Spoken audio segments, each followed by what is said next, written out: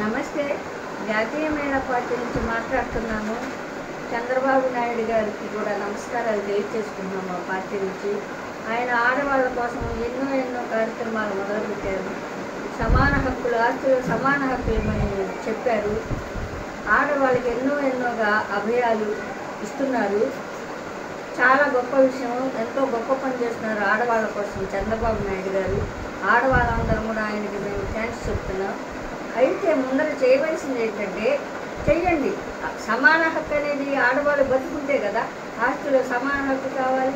రోజుకి ఎంతమంది ఆడవాళ్ళు, చిన్నపిల్లలు, ముసలి వాళ్ళు, వయసులో ఉన్న వాళ్ళు, ఆడవాళ్ళందరూ కూడా అత్యాచారాలకు గురవుతున్నారు, ఆత్మహత్యలు చేసుకున్నారు. ప్రతి ఆడపిల్ల ఇంట్లో, ప్రతి స్త్రీ కూడా ఇంట్లో సంసారాన్ని నడిపించడానికి పొద్దున్న పొలమని వెళ్ళిపోయి డ్యూటీ చేసుకుని సాయంత్రం వచ్చి పిల్లల్ని చూసుకొని ఎంతో కష్టపడుతుంది. ఈ ఆడవాళ్ళ చావులు ఆపండి, అత్యాచారాలు ఆపండి చంద్రబాబు నాయుడు గారు. చిన్న పిల్లల మీద కూడా లైంగిక వేధింపులు జరుగుతున్నాయి. మొన్న కూడా నేను న్యూస్లో చూశాను. హాస్టల్లో ఒక మాస్టర్ గారు హాస్టల్లో ఉన్న ఆడపిల్లల్ని లైంగిక వేధింపులకు గురి చేస్తున్నారు. ఎంతోమంది కాలేజీలో విద్యార్థులు ఆత్మహత్యలు చేసుకున్నారు. విషయాలు బయటికి రావట్లేదు. ఆడవాళ్ళకి ముందు రక్షణ కల్పించండి. ఆడవాళ్ళని భక్షించే వాళ్ళకి శిక్షించండి.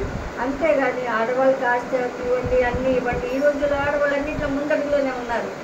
ఉద్యోగాలు చేయటం ఏంటి, విమానాలు తోడటం ఏంటి, కార్లు తోడటం ఏంటి, లారీలు తోడటం ఏంటి, చెయ్యని పని లేదు. అలాంటప్పుడు మీరు ఇచ్చేవి గొప్పవే, కానీ ఆడవాళ్ళని బ్రతికించండి. ఆడవాళ్ళ అత్యాచారాలు గురి కాకుండా చేయండి. ఈరోజు నేను ఒక వారంగా చూసినట్టయితే ఈ ఎండలలో ముసలి వాళ్ళు, ఆడవాళ్ళు చిన్న కూరగాయల వ్యాపారాలు, పండ్ల వ్యాపారాలు, ఆకుకూరల వ్యాపారాలు, ఏవో ఒకటి వాళ్ళకి తోచిన విధంగా ఒక బల్లల మీద పెట్టుకొని మెయిన్ రోడ్లలో గుళ్ళ దగ్గర ఎక్కడ పడితే అక్కడ ఎండలో ఇట్లా ముసుకేసుకొని అమ్ముతున్నారు. ఎందుకు అమ్ముతున్నారు? వాళ్ళకి బ్రతకటానికి సరైన మార్గం లేదు. వాళ్ళ తిండి వాళ్ళు తినటానికి కోసం అని చెప్పి వాళ్ళు బ్రతుకుతున్నారు. అలాంటి వారికి కూడా ఒక సహాయ సహకారాలు అందించాలి. ఎంతోమంది ముసలి వాళ్ళు, స్త్రీలు, ఆడపిల్లలు ఏమి షెల్టర్ అనేది లేకుండా ఈ భయంకరమైన ఎండలో అట్లాగే కూర్చొని వ్యాపారాలు చేసుకుంటున్నారు. చిన్న చిరు వ్యాపారాలు చేసుకుంటున్నారు. వారు గవర్నమెంట్ మీద ఆధారపడకుండా, ఎవరి మీద ఆధారపడకుండా మాకు సహాయం చేయండి అని ఎవరి దగ్గర చేతులు చాపకోకుండా మా కష్టం మేము భరించాలి, మా తిండి మేము తినాలి, మా కుటుంబాన్ని మేము పోషించుకోవాలని చెప్పి చిరు వ్యాపారాలు చేసుకుంటారు. ఎండలో కూర్చుని మనం ఇంట్లో ఏసీలు వేసుకుని అది వేసుకుంటేనే ఎండకి తట్టుకోలేకపోతున్నాం కదా. అలాంటి మహిళలు, ముసలి వాళ్ళైనా చిన్నవాళ్ళైనా ఎవరైనా ఎండే ఆ ఎండలో కూర్చొని చిన్న ఆ కొమ్ముని ఇట్లాగా వేసుకొని వ్యాపారాలు చేసుకున్నారు. వాళ్ళందరికీ కూడా ఒక షెల్టర్ అంటే ఏమి కట్టించాల్సిన అవసరం లేదు. అలాంటి వారికి ఒక నీడలాగా ఉండేది ఒక అంబరిల్లా కొనియాలని గవర్నమెంట్ వారిని నేను మరీ కోరుతున్నాను. నాకు చేతనంత వరకు ఒక 10 అంబరిల్లాలు అయితే నేను కొనిస్తా. ఈ ఆంధ్రాలో కొన్ని లక్షల మంది, కొన్ని వేల మంది చిరు ఉద్యోగస్తులు ఉన్నారు. వాళ్ళందరినీ నేను చూడలేను కదా.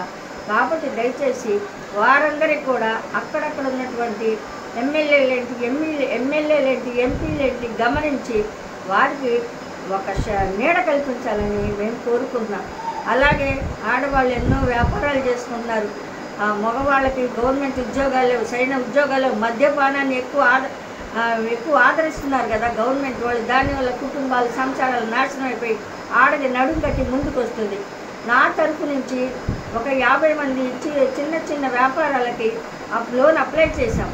దయచేసి వారందరికీ కూడా లోన్ శాంక్షన్ చేసినట్టయితే ప్రతి ఒక్కరు చక్కగా కట్టుకుంటారు. సొంతీళ్ళు ఉన్నాయి, వాకిళ్ళు ఉన్నాయి, కానీ తినేదానికి, వ్యాపారం చేసుకోవడానికి సరైన ఆధారం లేదు.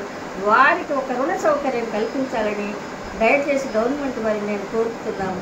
ఎన్నో సంవత్సరాలుగా తిరుగుతూనే ఉన్నాం. ఏదో ఒక వంక చెప్తారు. ఆ పేపర్ తీసుకురా, ఈ పేపర్ తీసుకురా, అది తీసుకురా, ఇది తీసుకురా. ఇంతబడికి ఇచ్చింది లేదు, సచ్చింది లేదు. తిరగటం అయితే తిరుగుతున్నాం. దయచేసి వారందరికి కూడా అనంతపురంలో ఒక 20 మంది పెట్టుకున్నారు. వాళ్ళకి ఏ ఆధారం లేదు. అలాగే నాయుడుపేట, తిమ్మూరులో వ్యాపారాలకు కావాలి వారందరికీ. అట్లాగే ఒంగోలులో కొంతమంది పెట్టుకున్నారు.